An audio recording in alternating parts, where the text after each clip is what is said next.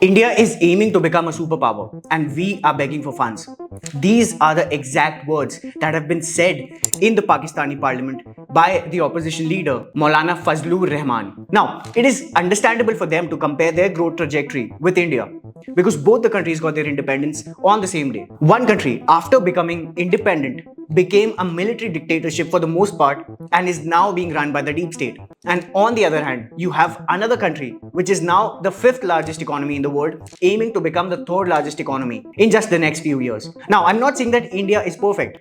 India has a lot of challenges. We have our own set of problems, unemployment being one of the major problems that we are currently facing. But we are still in a much better position than our neighboring country, Pakistan. He further went on to question the state of democracy in Pakistan and said that there are people behind the walls controlling us and they make decisions while we are just puppets. And when you look at the political climate of Pakistan, this is actually true. People do not have fair elections in the country, where majority of the funds are used towards the development of their military alone and not the state of the economy and people. The ex-PM has been put behind bars and his party was not allowed to contest in elections, and we are going to talk about that in a bit. Now, Pakistan recently held its elections in February and a coalition government was formed wherein Shehbaz Sharif became the Prime Minister of the country. Pakistan has been struggling financially for the last 2 years, and it was only after the IMF stepped in and provided the much needed bailout the country rejoiced in some hope of revival. IMF's $3 billion agreement was a standby agreement wherein they released $1.2 billion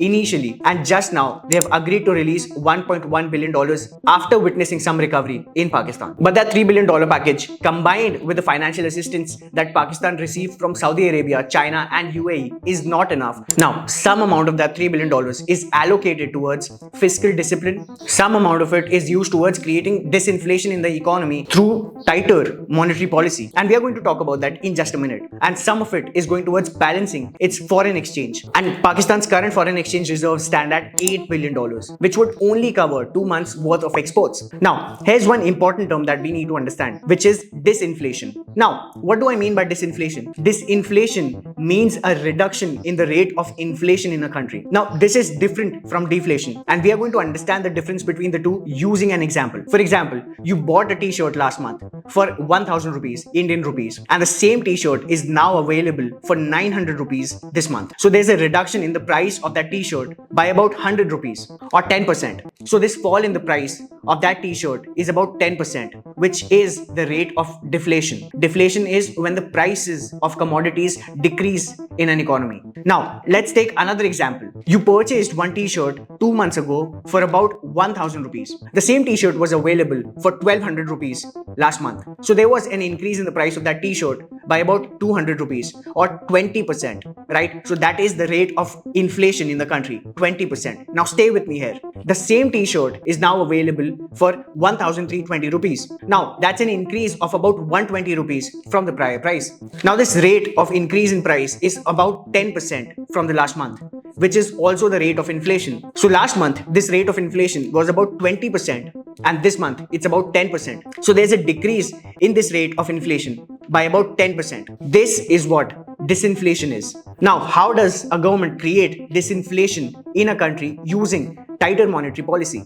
So the central bank of a country increases the interest rate, which makes it difficult for businesses and individuals to borrow money from banks. And when borrowing becomes difficult, the demand that was increased in the country, it gradually decreases, thereby bringing down the rate of inflation. This is exactly how the central bank of a country uses monetary policy to create disinflation in the economy, thereby bringing down the level of inflation in the country to normal levels. Now, coming back to the topic, the current rate of inflation in Pakistan is about 27%, which is very high. And Pakistan expects this inflation rate to normalize by September 2025, when they expect this rate to come down to 5%. So there's still about 1.5 years left to achieve that rate of inflation. Now, although this rate of inflation has come down from 38% in May 2023 to 27% in April 2024, but there's still a long way to go, especially when the country is only growing at a rate of 1.8% per annum. And another thing about this rate of inflation is that more and more people are going to sink in poverty if this continues. The World Bank has said that about 10 million people in Pakistan, they are at the verge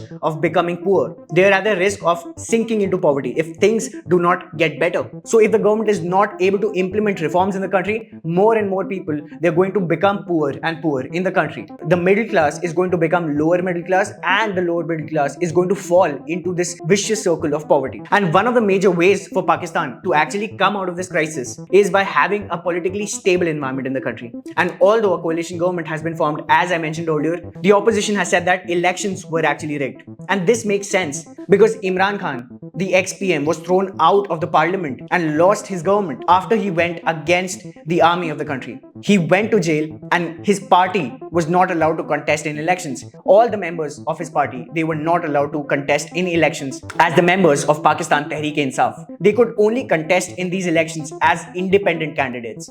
Now, even as independent candidates, PTI-backed candidates, they won 93 seats in the elections, which is the highest number of seats that were won by any political party in the last elections. And even then, they were not able to form this government. So this only tells us who's actually running the country. And if the political state of the country is improved, if more funds are allocated towards the development of the country, the development of the economy, the infrastructure, and society as a whole, Pakistan will come out of this crisis. The people of Pakistan will not have to suffer to make their ends meet, specifically the lower middle class and the middle class. And while the opposition is concerned about the political state of the country, the newly elected Prime Minister is hoping for a politically stable environment. And a stable government can actually help the country to come out of this crisis. So what do you think about the current situation of Pakistan?